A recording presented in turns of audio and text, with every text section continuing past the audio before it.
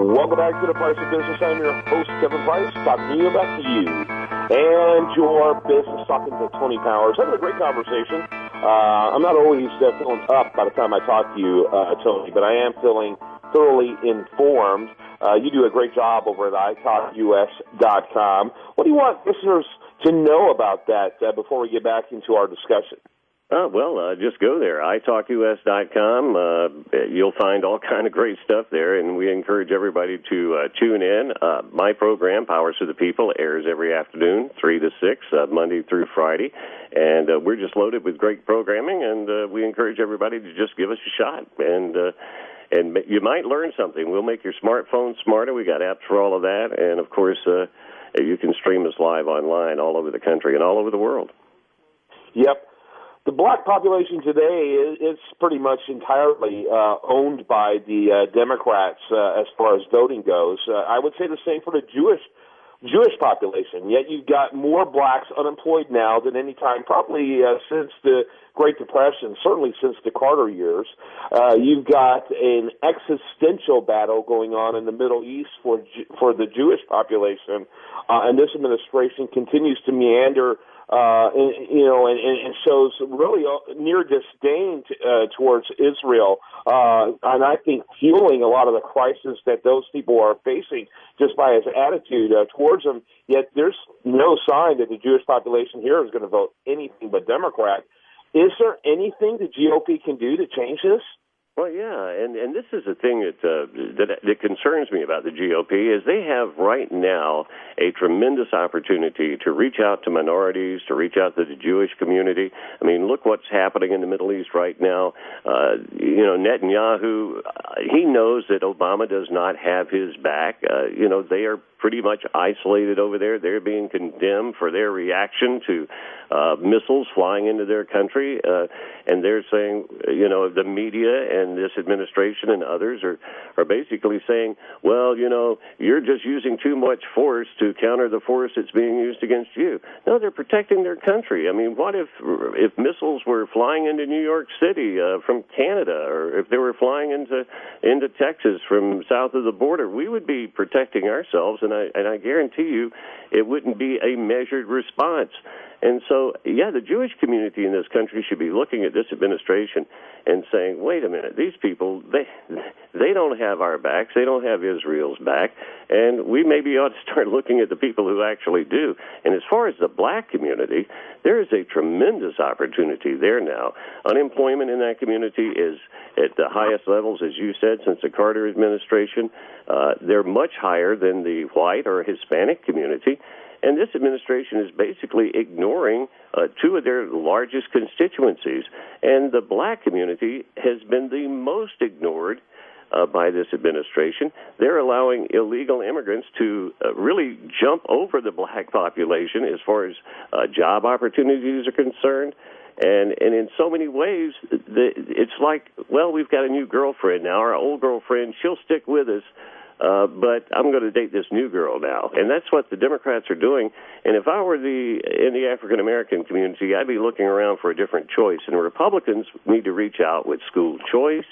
They need to reach out with job opportunities. They need to reach out with job training programs. I mean, there's so many things that the Republican Party could do to reach out to the black community, but I don't see them doing it. And they need to get into those communities and actually say, hey, look, here's what's happening to you now. Here's what real individual responsibility and economic freedom can do for you.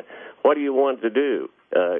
You want to keep dating this abusive spouse, or do you want to come over here and try taking care of yourself and let us help you do that?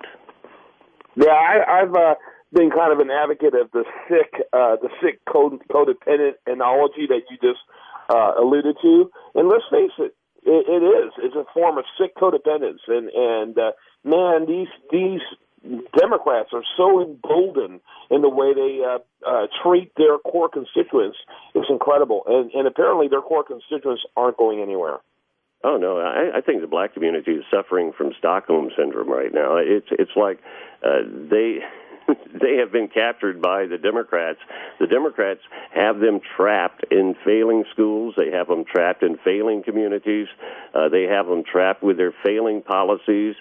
They have them trapped with no job opportunities and no real future. And what the black community should be saying is, hey, wait a minute, we want the American dream just like everybody else. Why do we have to settle for what you're going to hand us out? Why can't we go out and be the entrepreneurs? Why can't we be the bosses? Why can't we create businesses? And they are being held back by the very people that they vote for. And it's just incredible to me that the Republican Party hasn't seized upon this opportunity because we are the party of freedom and liberty and equal opportunity. And maybe it's time that we showed the black community just what we are all about, and maybe some would listen. Yeah, it'd be interesting if we can do that. It constantly feels like we've thrown up the white flag. We only have a few minutes left, and we hadn't talked about this at all, but ISIS, of course, continues to commit mayhem out there in Iraq, and some great conversations I heard on the Sunday talk shows, particularly with Marco Rubio. He pointed out the fact that Al-Qaeda was able to commit its mayhem back in 2001 because of the territory it had in Afghanistan. And a lot of, and he doesn't believe that they're even interested in Baghdad. They're just looking for a lot of space where they can do training and planning, and they can really care less about the population or city control. And that we better take the situation seriously, or we're going to see some real increases in the kind of mayhem that these terrorists are going to do. What do you think about all this? Well, people who ignore history are doomed to repeat it, and we saw what happened when Al-Qaeda got a foothold in Afghanistan, and 9/11 was a result of that. And these folks are serious, and of course you're absolutely right. It's not just the caliphate they want in northwestern Iraq and in northern Syria.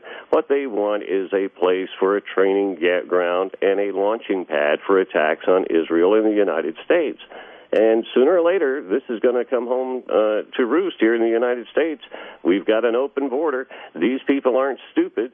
And I guarantee you we're going to be hearing about ISIS here in the United States, and it's probably not going to be in the too distant future. So Obama has given them another opening by withdrawing from Iraq without a status of forces agreement, which he could have easily gotten, and prevented this from ever happening to start with. And so, once again, the fecklessness of this president is probably going to cost a lot of American lives.